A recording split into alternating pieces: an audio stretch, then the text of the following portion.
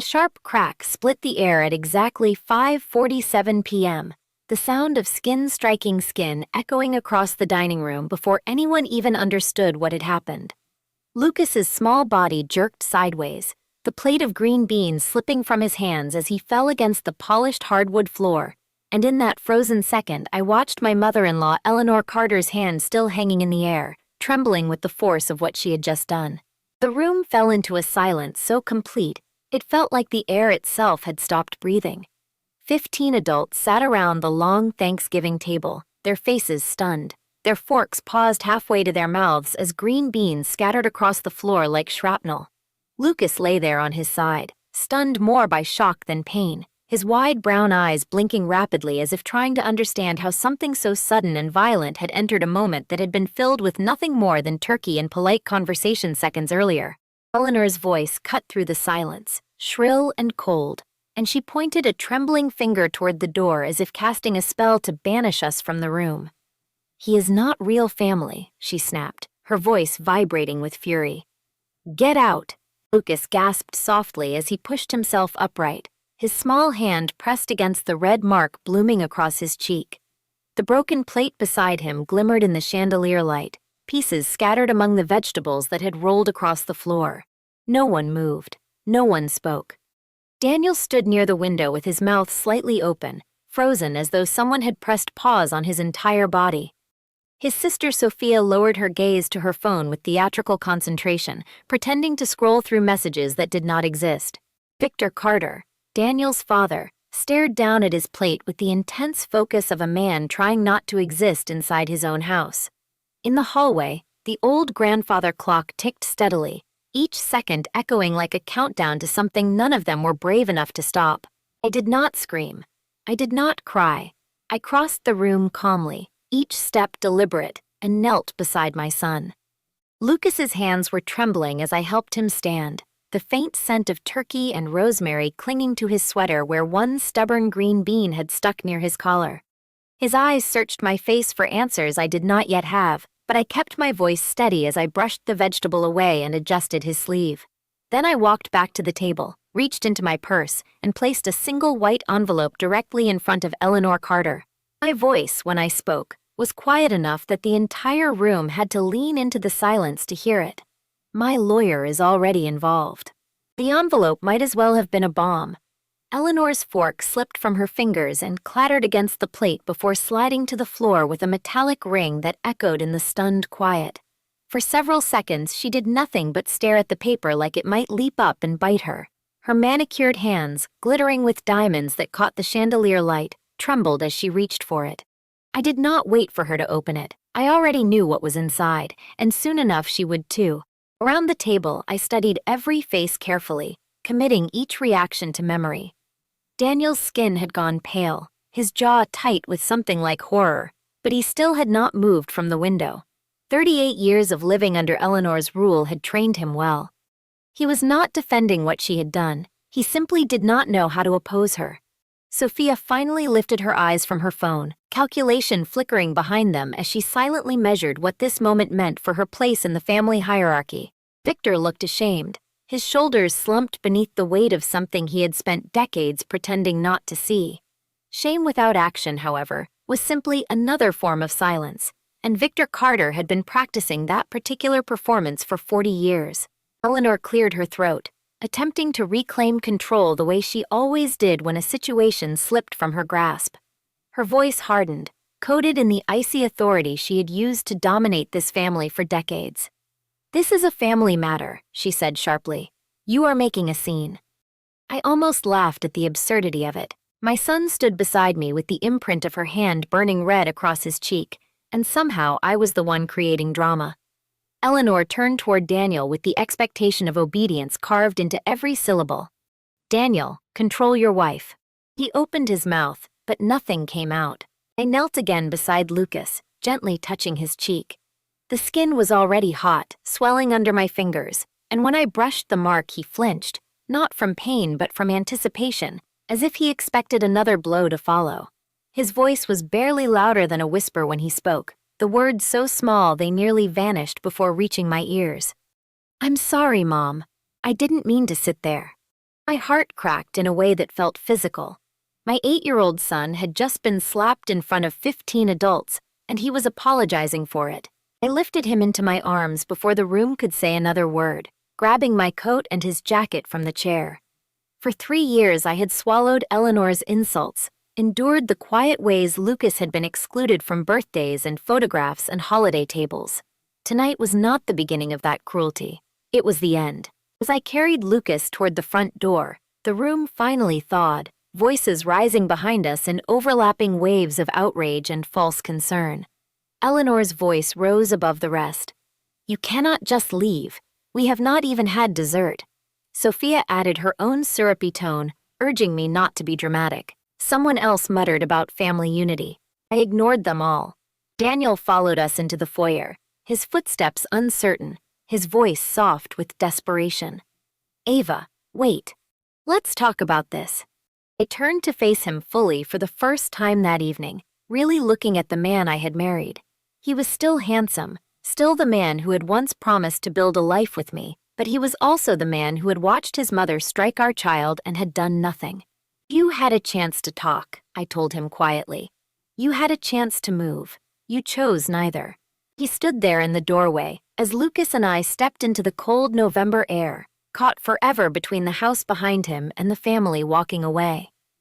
The November air hit my face like ice the moment we stepped outside, the cold so sharp it felt like a slap of its own, and Lucas buried his face in my neck as if the world behind us might still reach out and pull him back. I carried him down the walkway without looking behind me because I already knew what I would see if I did. Daniel standing in the doorway, torn between the life he had built with us and the woman who had controlled him since childhood. Some images do not need confirmation to become permanent. I strapped Lucas into the back seat of the car, pulling the belt tight around his small shoulders, and when I leaned in to close the door, he looked up at me with eyes too old for his 8 years and asked softly, "Are we coming back?" For a moment, I considered lying, telling him this was temporary, that families sometimes fought and then fixed things again. But the truth had already entered our lives like a storm, and pretending otherwise would only teach him the same silence that had allowed that slap to happen. I brushed his hair back gently and said, "No, baby, we're not." The drive home was quiet, except for the low hum of the heater pushing warm air through the vents. Lucas sat with his hands folded in his lap, staring forward as streetlights passed across his face in bands of gold and shadow. The mark on his cheek had begun to swell, a dark bloom spreading across pale skin, but he said nothing about it. My phone buzzed repeatedly in the cup holder. Daniel, Eleanor, Sophia, numbers I did not recognize, but I turned the screen face down and ignored them. Lucas noticed anyway. "Is Dad calling?" he asked after a while. "Yes," I said. "Are you going to answer?" His voice held no accusation, just quiet curiosity. I tightened my grip on the steering wheel and shook my head. Not tonight. When we reached the house, the sky had darkened completely, the porch light glowing softly against the quiet street. I carried Lucas inside even though he was getting too big for it. He let me, which told me more about how shaken he was than anything he had said. In the bathroom, I ran a warm bath and gently cleaned his face, examining the bruise under bright light. The outline of Eleanor's fingers was already beginning to appear, an ugly shadow against his skin. I took photographs with my phone, different angles, better lighting, documenting what had happened with the calm efficiency of someone who had already made a decision. Lucas watched me carefully. "Why are you taking pictures?" he asked. "Just in case," I said. He did not ask in case of what. Later, I tucked him into bed wearing his rocket ship pajamas, the fabric soft against the pillow as he curled beneath the blanket. He looked small again there, fragile in a way that made my chest ache. Just as I reached for the light switch, he spoke again, his voice hesitant. "Mom?" I turned back. "Yeah?" He hesitated before asking the question that had been planted in his heart like poison. "Am I not real family?" The words hit me harder than Eleanor's slap ever could have. I sat down beside him and took his hands, holding them tightly. "You are the realest thing in my life," I said softly. "You are my family. Always." Lucas studied my face carefully, as children do when deciding whether to believe an adult's promise. After a moment, he nodded once, slowly, as if filing the answer somewhere important. I stayed until he fell asleep. watching the steady rise and fall of his chest in the dim glow of the nightlight. When his breathing finally deepened into the rhythm of sleep, I went downstairs and sat alone at the kitchen table. My phone screen showed 23 missed calls and nearly 50 text messages, but I ignored them and opened my laptop instead. Inside the folder Emily Harper had sent me 3 weeks earlier were the documents that had already begun reshaping our future. The original trust Harold Carter had signed 6 months before his death appeared first on the screen. Beneath the formal legal language sat the list of beneficiaries: Emma Carter, Tyler Carter, and Lucas Bennett Carter. My son's name, written clearly in black ink. Harold had included him. The second document made my stomach turn. It was dated 3 months after Harold's death, an amended version of the trust. Lucas's name had been removed entirely, struck from the list as if he had never existed. In its place, the remaining shares had been redistributed between Eleanor's other grandchildren. At the bottom sat Eleanor Carter's signature as trustee, and beneath it Sophia Carter's name as witness. I scrolled further, opening the bank statements Emily had uncovered. The numbers told their own story. Withdrawals for renovations, luxury purchases, unexplained transfers, money that had once been meant for children's education now scattered across expenses that had nothing to do with any child's future. $150,000 that should have belonged to Lucas had simply vanished. I sat there staring at the screen while the clock crept past midnight. The slap tonight had been shocking, but it had not truly surprised me. Eleanor's cruelty had been simmering for years in quieter forms: missed birthday cards, empty seats at family dinners, photographs where Lucas somehow never appeared. 3 years of subtle exclusions had built the path to that moment at the table. Tonight had only revealed the truth more loudly than before. My phone buzzed again on the table. Daniel's name flashed across the screen. I let it ring. Upstairs, Lucas slept peacefully for the first time that night, unaware that the quiet war surrounding him had already begun to escalate into something far bigger than a family argument. Eleanor Carter believed she had erased my son with the stroke of a pen and the force of her hand. What she did not know yet was that Harold Carter had anticipated her cruelty, and that the envelope she held in her trembling hands at that Thanksgiving table was only the first move in a fight she could no longer control. Morning arrived slowly, gray light creeping through the kitchen windows as if even the sun hesitated to step into the aftermath of the night before. I must have dozed off at the table sometime around 3 a.m., because when I opened my eyes, the laptop screen was still glowing softly in front of me and my neck ached from sleeping in a chair. Upstairs, the house was quiet, the kind of silence that only happens when a child is still asleep and the world has not yet begun asking questions. My phone lay beside the keyboard, now showing nearly 90 unread messages. Eleanor's name sat at the top in all capital letters, demanding that I return immediately and apologize for causing a scene. Beneath it, Sophia insisted I was tearing the family apart. Daniel's messages were different, shorter, more frantic. The last one simply saying, "Please pick up. Mom is upset." I read those 3 words again, feeling something cold settle into my chest. Mom is upset. Not a single message asked if Lucas was okay. Not one person acknowledged that an 8-year-old had been struck hard enough to fall to the floor. The only crisis, according to Eleanor Carter's world, was that she had been embarrassed. The phone rang again. Daniel. This time I answered. His voice burst through the speaker before I could say a word, breathless and strained. "Ava, please. Just come back. We can work this out." I stared at my reflection in the dark kitchen window, my face pale in the early light. "Is your mother going to apologize?" I asked quietly. There was a long pause on the other end, the silence thick with hesitation. Finally, he said, "She says Lucas provoked her. He took Emma's seat." I closed my eyes. "He is 8 years old, Daniel." He sat in a chair. Daniel exhaled heavily. I know, but if we could just talk about it, maybe smooth things over." I ended the call before he finished. The coffee I poured afterward went cold in my hands as memories began drifting back one by one, pieces of the past finally arranging themselves into a pattern I could no longer ignore. 3 years ago, I had believed Daniel was the answer to every prayer I had stopped daring to say out loud. A single mother with a quiet little boy and a hopeful heart, I had fallen in love with the man who seemed gentle and patient and kind. Lucas adored him immediately. For a while, everything felt like the beginning of a life we had both waited for. The first time I met Eleanor Carter, she greeted me with a smile that never reached her eyes. She had looked directly at Lucas, small then, hiding shyly behind my legs, and asked in a voice smooth as polished steel, "And where is his real father?" I remembered laughing awkwardly, brushing the comment aside as old-fashioned bluntness. Daniel had squeezed my hand and whispered later that his mother was difficult at first, but always warmed up eventually. She never did. The slights began small enough that I could pretend they were accidents. Family dinners where Lucas was seated at a separate table meant for younger children while Emma and Tyler sat with the adults. Birthday cards arriving for the other grandchildren but never for him. Group photographs taken conveniently while Lucas and I were in another room. Every time I mentioned it, Daniel had an explanation ready. "She's old-fashioned," he would say. "Give her time." 3 years passed. Time did nothing. One memory rose above the rest that morning, vivid and painful. Last Christmas at Eleanor's house, the living room had been glowing with gold lights and towering decorations that looked like they belonged in a hotel lobby. The children sat around the tree opening gifts one by one.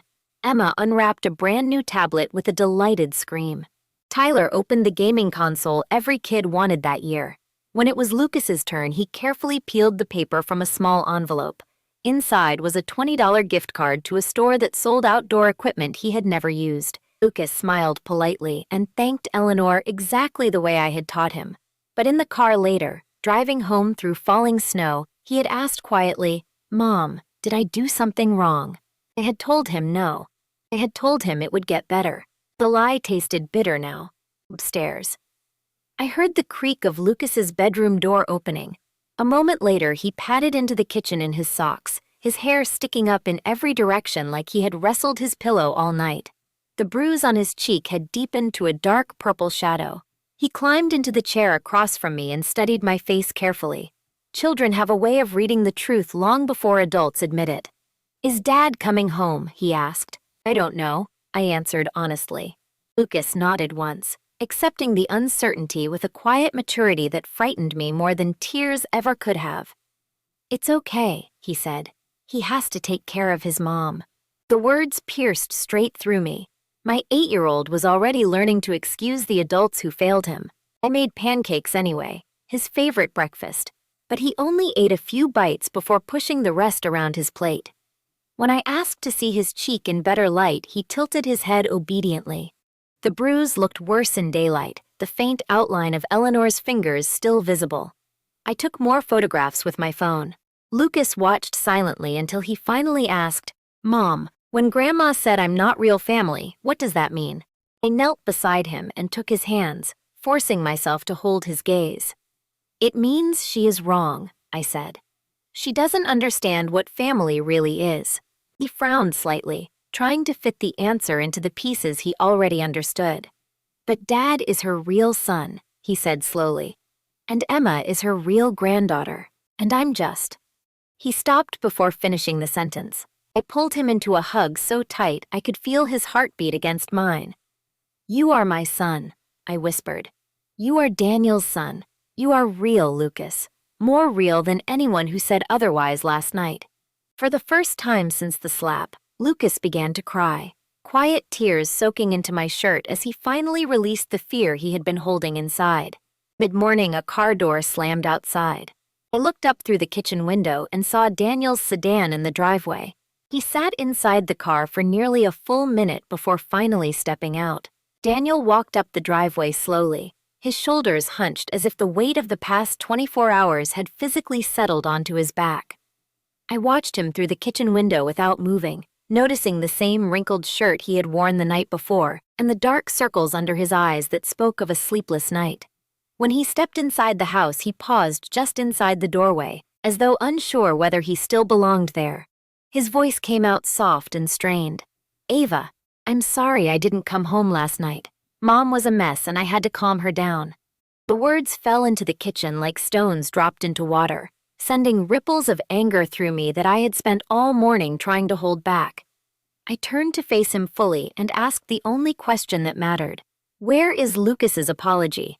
Daniel blinked as if the question itself confused him. What? I stepped closer, keeping my voice steady even though my hands were shaking. Your mother hit our son in front of 15 people. Where is her apology? For several seconds, Daniel said nothing. Finally, he rubbed his forehead with one hand and sighed heavily. She isn't going to apologize, he admitted. She thinks she was justified. I felt a bitter laugh escape my throat before I could stop it. Justified in slapping an 8-year-old. Daniel's gaze dropped to the floor. She says Lucas knew he shouldn't sit in Emma's seat. There is no seat, I said sharply. There is only your mother deciding my son doesn't belong at her table. Daniel didn't argue because he knew it was true. The silence stretched between us until it felt unbearable. Finally, I asked the question that had been building inside me since the moment Eleanor's hand struck Lucas's face. Why didn't you stop her? Daniel sank into one of the kitchen chairs like a man whose legs had given out. I was in shock, he said weakly. I shook my head. You weren't in shock. You were obedient. The word landed like a slap of its own, and Daniel flinched visibly. That's not fair, he whispered. I crossed my arms and met his eyes. Neither is letting your mother abuse your child. The word abuse hung in the air between us, heavy and undeniable. Daniel stared at the table for a long time before finally speaking again, his voice barely above a whisper. You don't understand what she's like, what she's always been like. I leaned against the counter, waiting. Then tell me. For the first time since I had known him, Daniel did. He told me about growing up in Eleanor Carter's shadow, about the rules that governed every corner of their house. She chose his clothes, his friends, his college major, even the sports he was allowed to play. Every decision flowed through her like electricity through a switchboard. But the real story began with his older brother Marcus. Marcus had been the golden child, the heir to Eleanor's carefully constructed family legacy. Everything changed when Marcus fell in love with a woman Eleanor did not approve of. Her name was Grace. She was kind and intelligent, and nothing like the image Eleanor had imagined for the Carter name. Eleanor gave Marcus an ultimatum: the family or the marriage. Marcus chose Grace. Within a month, his photographs had been removed from every wall in the house. His name was never spoken again. His share of the family inheritance disappeared quietly from legal documents. Daniel had been 15 years old when he watched his brother become a ghost overnight. I asked Mom once if I could call him, Daniel said, staring down at his hands. She told me if I contacted Marcus I'd be next. He finally looked up at me, his eyes filled with a raw mixture of shame and fear. I've spent my whole life trying not to become Marcus. The confession settled heavily between us. For years, Daniel had been living under the same quiet threat his brother had faced. Obedience meant belonging. Disobedience meant exile. It explained so much of his silence. But it did not excuse what had happened to Lucas. I walked to the window, staring out at the quiet street while I gathered my thoughts. 3 weeks ago I found something, I said finally. Daniel frowned. What? I turned back toward him. Your grandfather's trust. Daniel's face went pale. What about it? I opened the laptop on the counter and turned the screen toward him. The documents glowed against the dim kitchen light. Harold included Lucas as a beneficiary, equal shares with the other grandchildren. Daniel leaned forward slowly, his eyes scanning the page as if reading it might somehow change the words. Mom told us the trust was only for blood relatives, he murmured. She lied. I showed him the amended trust next, the one where Lucas's name had been removed. Daniel's breath caught in his throat as he saw Eleanor's signature at the bottom of the page. She erased him, I said quietly. Then she spent almost all the money that belonged to the children. Daniel scrolled through the bank statements with growing horror. Kitchen renovations. A new luxury SUV. Transfers into personal accounts. The numbers told the story clearly. Hundreds of thousands of dollars meant for education gone in less than a year. Daniel leaned back in the chair as if the air had been knocked out of him. I didn't know it was this bad. I studied his face carefully before asking the question that had been burning inside me all morning.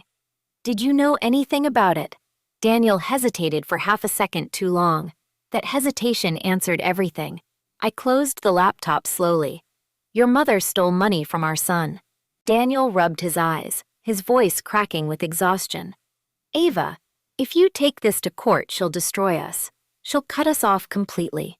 I folded my arms, feeling the calm clarity that comes when fear finally burns itself away. Then you have a choice to make. Daniel looked up at me, his expression uncertain. Your mother, I said quietly, or your family. He opened his mouth, then closed it again. The silence stretched between us as the weight of the decision settled over the room. I can't answer that right now, he finally whispered. I nodded slowly. Then sleep in the guest room until you can. Daniel stood there for a moment as if he wanted to say something else, but the words never came. Eventually, he turned and walked down the hallway. A few seconds later, I heard the soft click of the guest room door closing. I turned back toward the kitchen and noticed a small figure standing in the hallway entrance. Lucas had been listening. His eyes met mine, and he didn't ask whether his father had chosen us. He already knew the answer. The next morning began before sunrise, the pale blue light of early dawn creeping through the kitchen windows while the rest of the house still slept. I had barely closed my eyes during the night, my mind circling endlessly around the documents on my laptop and the quiet sound of Daniel's footsteps pacing the guest room floor long after midnight. By the time the clock reached 6 a.m., I had given up on sleep entirely. I brewed a pot of coffee and opened my laptop again, half expecting the evidence to somehow rearrange itself into something less devastating overnight. It did not. At exactly 6:47 a.m., a new email notification appeared from Emily Harper. The subject line read, "Additional documents recovered. Please review immediately." My stomach tightened as I clicked it open. Several attachments appeared below the message: bank records, transaction logs, amended legal filings, and one file that made my breath catch in my throat. Original Trust Harold Carter 2019.pdf. Emily had been working through the night. Before opening anything, however, my mind drifted back to the only person in Daniel's family who had ever treated Lucas like he truly belonged. Harold Carter had been 81 the summer I first saw him speak to my son. It happened during a family barbecue 18 months before his death. The backyard at Eleanor's house had been filled with guests and laughter that felt slightly too loud. The adults clustered around tables discussing business deals and real estate investments while the children ran across the lawn in carefully supervised chaos. Lucas had been sitting alone on the back steps, his chin resting on his hands as he watched the other kids play a game he had never been invited to join. I had been about to walk over to him when Harold reached the steps first. He lowered himself beside Lucas slowly, groaning a little as he bent his aging knees, and asked him something I could not hear from the kitchen window. Lucas's face changed instantly. The quiet, careful expression he wore around Eleanor softened into something bright and animated. He started talking, really talking, the way children do when someone finally shows interest in their world. A few minutes later, Harold laughed loudly enough for me to hear it through the open window. "You remind me of myself at your age," Harold said, his voice carrying across the yard. Lucas had looked up at him, surprised. "Really?" "We're the quiet ones," Harold told him with a wink. "The ones who watch and listen. People underestimate us. That's their mistake." After the barbecue, Lucas had tugged on my sleeve as we were leaving. "Mom, is Grandpa Harold my grandpa too?" he asked quietly. Before I could answer, Harold had stepped onto the porch behind us. His hand rested gently on Lucas's shoulder as he smiled down at him. "Any child in this family is my grandchild," he said. "Blood doesn't make family. Love does." From inside the house, Eleanor's voice had snapped sharply. "Harold, stop filling the boy's head with nonsense." Harold had just winked at Lucas again and muttered, "Don't listen to her. She's been wrong about most things for 60 years. It was the first time I had ever seen Lucas laugh at a Carter family gathering. 6 months later, Harold was diagnosed with pancreatic cancer. Stage 4. The doctors gave him months, not years. While the rest of the family whispered about wills and property divisions, Lucas and I visited him at the hospital every week. Eleanor tried to stop us at first, claiming Harold needed rest, but Harold insisted we come anyway. Lucas would sit beside the bed reading adventure stories aloud while Harold closed his eyes and listened, smiling faintly as dragons and pirates filled the sterile hospital room. One afternoon, Harold asked me to stay behind after Lucas went to buy a snack from the vending machine. His voice was weak but steady. "I need you to promise me something. Anything. I said. Protect that boy, he whispered. After I'm gone, Margaret will try to erase him the same way she erased Marcus. I promised without hesitation. Now, sitting alone at my kitchen table months after Harold's death, I finally understood what he had meant. I opened the first attachment Emily had sent. The original trust document filled the screen. There it was again, the list of beneficiaries clearly stating Lucas Bennett Carter alongside Emma and Tyler Carter, each entitled to an equal share. When Harold died, the trust had contained $460,000. Lucas's portion should have been approximately $153,000. The second document was the amended trust. Lucas's name had been removed entirely. Reason stated in the amendment was a single sentence that made my hands shake with anger. Beneficiary not of direct bloodline. The language had been added after Harold's death, something Eleanor had no legal authority to do. At the bottom sat two signatures, Eleanor Carter as trustee and Sophia Carter as witness. Sophia had known. I opened the bank statements next. Line after line of withdrawals appeared across the screen. $42,000 labeled as Emma's private school tuition, though Emily had already confirmed the tuition itself was less than half that amount. $35,000 marked as property maintenance, which Emily's note identified as Eleanor's kitchen renovation. $28,000 withdrawn for a vehicle purchase, the Lexus I had seen parked in Eleanor's driveway just weeks earlier. Smaller transactions followed: luxury travel, restaurant expenses, clothing purchases. When I finished adding the totals, my stomach dropped. Out of the original $460,000, only $12,000 remained. Eleanor had spent nearly everything. My phone vibrated suddenly against the table, making me jump. I looked down to see Daniel standing in the kitchen doorway, staring at the laptop screen. "What are you reading?" he asked quietly. I turned the screen toward him. Evidence. Daniel stepped slowly into the kitchen, the tiredness in his face replaced by something sharper as he leaned over the laptop. His eyes moved across the screen, scanning the numbers and legal language with growing disbelief. For a long moment he said nothing, his jaw tightening while the weight of what he was seeing settled in.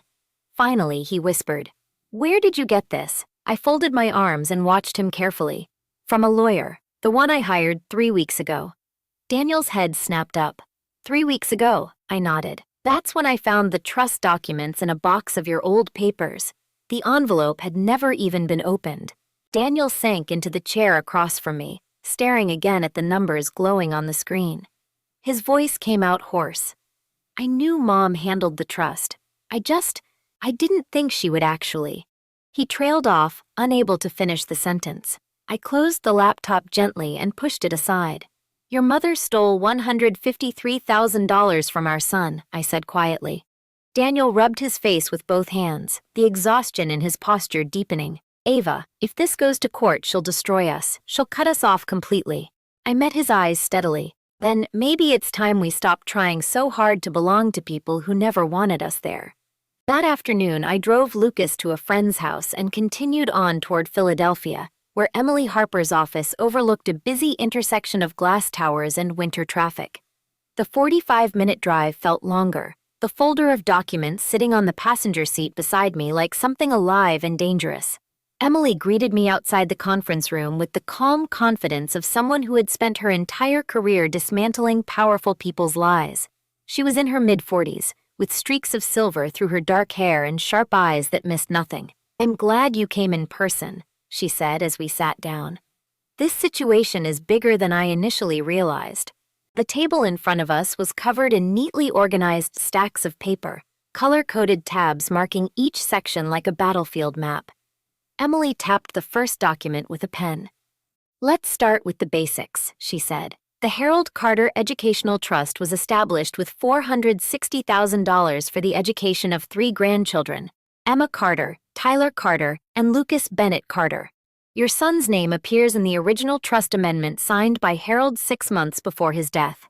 She slid the document across the table so I could see the highlighted section. That means Lucas's share should have been approximately $153,000.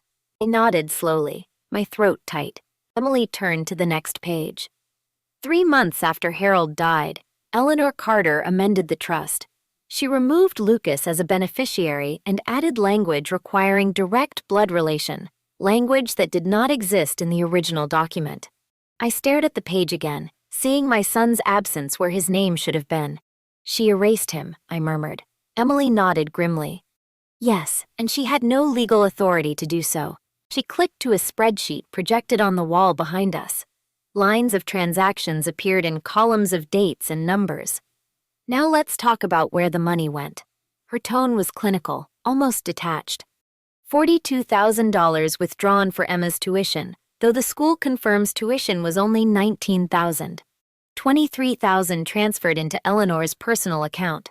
Another line appeared on the screen. $35,000 for property maintenance. We obtained the contractor's invoice, kitchen renovation at Eleanor's residence. Another. $28,000 for a luxury SUV registered solely in Eleanor's name. She paused before showing the final column. Smaller withdrawals for travel, clothing, and personal expenses totaling another $12,000. I did the math again in my head, even though I already knew the answer. Almost everything is gone, I said quietly. Emily nodded once. 97% of the trust. I leaned back in the chair, absorbing the enormity of what Eleanor had done. She had not simply excluded my son from the family. She had systematically stolen from every child Harold had tried to protect. Emily folded her hands on the table. This is a textbook breach of fiduciary duty, she said. Removing a beneficiary without authority, misusing funds, failing to provide documentation, and concealing the trust from a legal guardian. In plain language, Jessica, it's fraud. The word hung in the air. What happens now? I asked. Emily leaned forward slightly, her expression sharpening. Now we fight. She outlined the steps calmly. First, we would petition the court for a review of the trust administration. Then we would request Eleanor's immediate removal as trustee and demand a full accounting of every dollar spent. If the evidence held, which she believed it would, we could seek restitution with interest and legal penalties. There was even the possibility of criminal charges if the district attorney decided the fraud warranted prosecution. I sat quietly while she spoke, feeling the slow transformation of anger into something steadier. Determination. Harold had known this might happen. He had trusted me to protect Lucas when he no longer could. Emily slid a retainer agreement across the table. Before we proceed, she said, I need to know how far you're willing to go. I picked up the pen without hesitation. As far as it takes. Emily smiled faintly and nodded as I signed the document. Good, she said. Because once we start this process, Eleanor Carter won't be able to hide behind family politics anymore. Everything she's done will come out in the open. When I stepped outside the building, the late afternoon sun was already sinking behind the skyline, painting the glass towers gold. My phone rang almost immediately. Daniel, I answered. His voice sounded tense, almost breathless. Where are you? He asked. Philadelphia, I replied. Meeting with my lawyer. There was a long pause. I'm at Mom's house, he said quietly. I stopped walking. Daniel, I said slowly. Did she explain why she stole from our son? Daniel's breath crackled softly through the phone for several seconds before he answered. She says you're overreacting, he finally said, the words sounding hollow even as he spoke them. I leaned against the cold metal railing outside the building, watching the city traffic crawl through the evening streets below. Overreacting to what? I asked quietly. To her hitting Lucas or to her stealing his inheritance? Daniel exhaled slowly. She says the trust was always meant for blood relatives. She says Grandpa was confused near the end. I felt a bitter smile form despite myself. Your grandfather was clearer at 81 than your mother is right now, I said. And I have documents that prove it. Daniel's voice dropped to something pleading. She's scared, Ava. I've never seen her like this before. The words might have meant something once, before the Thanksgiving table, before Lucas whispered that apology that had broken my heart. Good, I replied calmly. She should be scared. I could hear Daniel shifting somewhere inside the house on the other end of the line, his footsteps echoing faintly against hardwood floors I knew too well. Maybe we can work this out privately, he said, without courts, without lawyers. I tightened my grip on the phone. Your mother slapped our son in front of 15 people. erased him from a legal trust, and spent nearly $500,000 that belonged to children, I said. The only thing I'm doing is documenting it. Silence stretched between us. Finally, I added, I'm filing the petition tomorrow, with or without you. I ended the call before he could answer. The drive home felt different than the drive to Philadelphia earlier that day. The knot of uncertainty in my chest had loosened into something steadier, like a compass finally pointing north. For 3 years, I had tried to be patient with Eleanor Carter, tried to keep peace within a family that had quietly rejected my son from the moment we arrived. Now the truth had surfaced, and there was no path back to pretending everything was normal. When I picked Lucas up from my friend's house that evening, he ran toward the car with the easy excitement of a child who had spent the afternoon playing with friends. He climbed into the back seat and buckled himself in before leaning forward slightly between the seats. Did something happen today? He asked. His instincts were sharp. Children always sensed the emotional weather around them. I smiled gently at him through the rearview mirror. Something is going to happen, I said. Something good. He seemed satisfied with that answer. Later that night, after Lucas fell asleep, I sat again at the kitchen table with my laptop open. My phone buzzed with 2 new messages from Sophia, one warning me that I was making a huge mistake, the other urging me to call her before I did something I would regret. I took screenshots of both and added them to the growing evidence folder Emily had asked me to maintain. Everything mattered now, every message, every threat, every attempt to pressure me into silence. Margaret Carter had built her power on 2 things, fear and secrecy. Both were beginning to collapse. A week passed quickly after that. The petition was filed in court and quietly began moving through the legal system like a storm gathering strength over the horizon. Daniel slept in the guest room every night during that week, the house divided by an invisible line neither of us knew how to cross. We spoke only about Lucas, school schedules, dinner plans, small logistical details, while the larger conversation hung between us unfinished. The bruise on Lucas's cheek faded slowly from deep purple to a pale yellow shadow. By the end of the week, it was barely visible unless you knew exactly where to look. The bruise inside the Carter family, however, was only beginning to surface. One Saturday morning, Daniel approached me while I was pouring coffee. His eyes looked tired again, but this time there was something else there too, unease mixed with determination. Mom wants a family meeting tomorrow, he said carefully. I did not look up. No. Daniel stepped closer to the counter. She says she wants to talk, work things out. I lifted the coffee mug and took a slow sip before meeting his eyes. She had 3 years to work things out, I replied. She chose to slap my son instead. Daniel sat down heavily at the table, his hands clasped together. She's terrified, Ava. The legal papers shook her. She's never dealt with anything like this before. I studied his face carefully. Good, I said again. He tried a different approach. If you don't come, she'll say you refuse to talk. She'll twist the story, make you look like the villain. That part, unfortunately, was true. Eleanor Carter had spent decades shaping narratives to suit her own purposes. I considered the situation for a moment before setting the mug down. Fine, I said finally. Daniel's shoulders lifted slightly with relief. But I'm not going to reconcile. Then why go? He asked. I met his gaze calmly. To make sure she understands exactly what she's up against. The next evening, Daniel drove us to Eleanor's house. The sky hung low and gray above the long tree-lined driveway, the colonial house at the end standing exactly as it always had. Perfect landscaping, white columns, windows glowing with quiet wealth. I noticed immediately the gleaming kitchen windows reflecting the fading sunlight. $35,000 from the trust had paid for those renovations. Cars were already parked in the circular driveway when we arrived. Sophia's sedan, Victor's old truck, and 2 others belonging to relatives who had been summoned for this strange tribunal. The air felt heavy with expectation as we walked toward the front door. Sophia greeted us with a tight smile that didn't quite reach her eyes. Jessica, she said carefully, glancing at the folder in my hands. Thank you for coming. I didn't return the smile. Inside the living room, the furniture had been arranged like a courtroom. Eleanor sat in a high-backed chair near the fireplace, positioned so she could command the entire room. Victor sat beside her, looking smaller than I had ever seen him, his shoulders hunched beneath invisible weight. Two aunts and an uncle filled the sofa like silent witnesses, and directly across from them was a single empty chair, clearly meant for me. I did not sit. Eleanor stood slowly, clasping her hands together as if beginning a speech she had rehearsed all afternoon.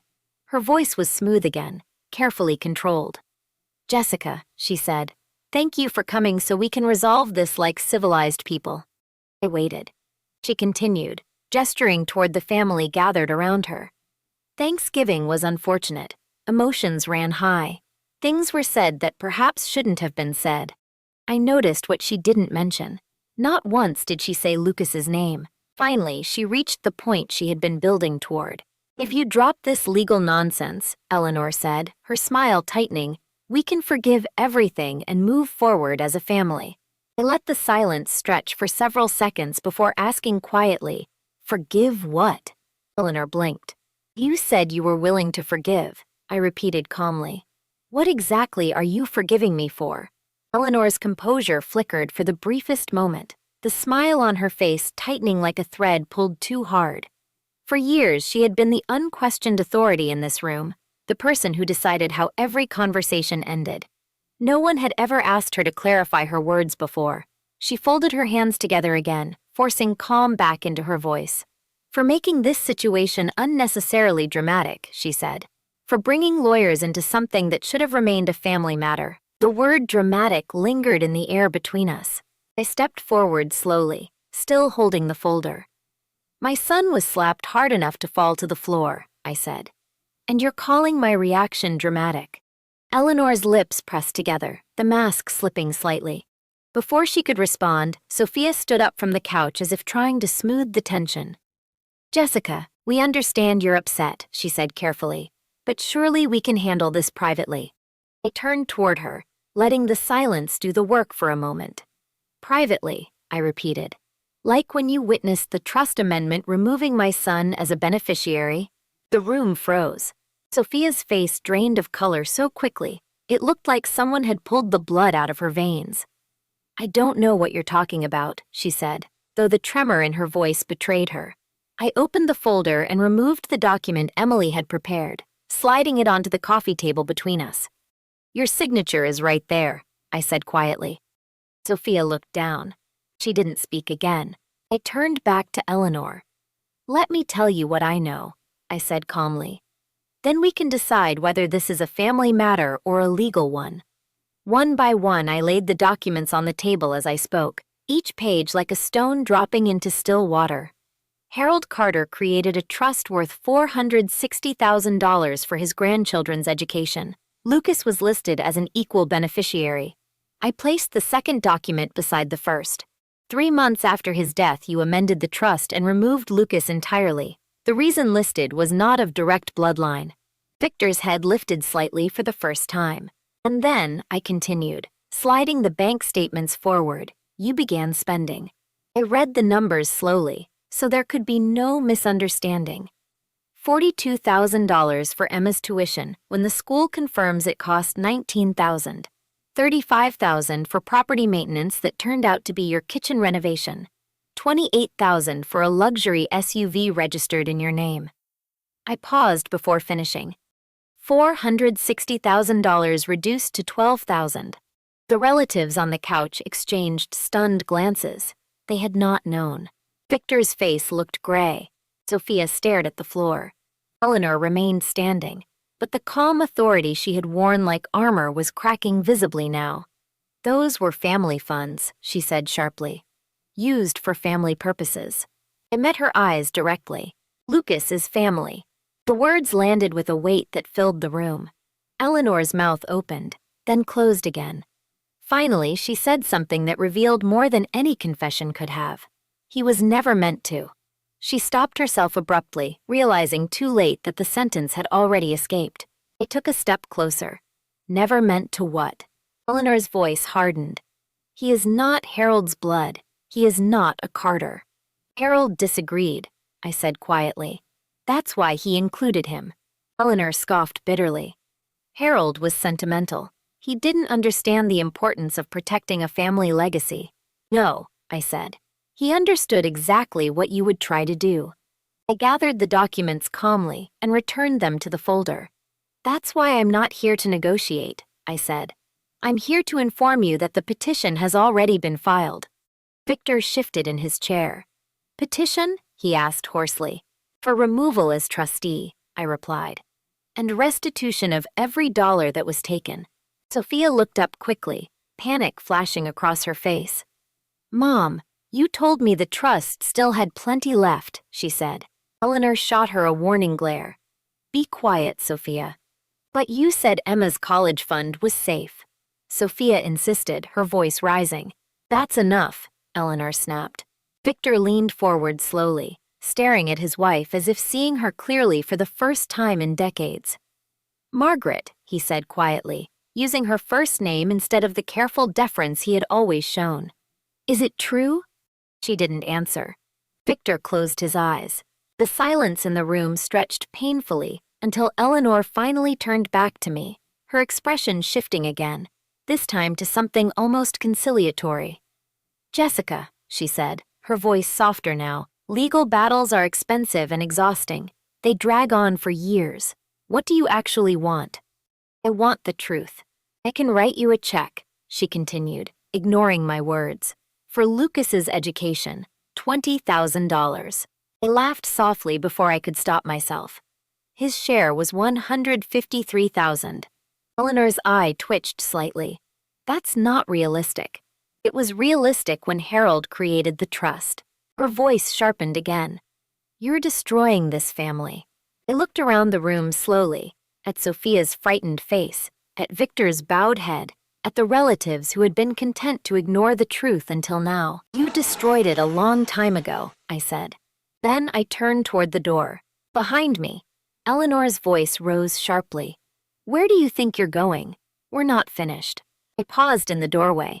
Yes, I said quietly. We are. Daniel was standing near the hall, still caught between the room and the exit. For a moment, our eyes met. I could see the battle inside him clearly now, the fear of losing everything his mother had controlled for decades, and the quiet understanding that something in him had already changed. Come home when you're ready to be a father, I told him. Then I stepped outside into the cold evening air and walked down the long driveway without looking back. As I reached the curb, my phone buzzed in my hand. A message from an unknown number. I opened it. Jessica, this is Victor. There's something about Harold's trust you don't know. We need to talk. I read the message twice. Behind me, inside Eleanor Carter's house, voices had already begun to rise. But for the first time, I wasn't listening to her anymore. The real story, it seemed, wasn't finished yet. If this story moved you, take a moment to like, share, and subscribe so you don't miss the next story of courage, justice, and family. And in the comments, tell me about the moment you chose to stand up for someone who needed you. Your stories matter more than you know.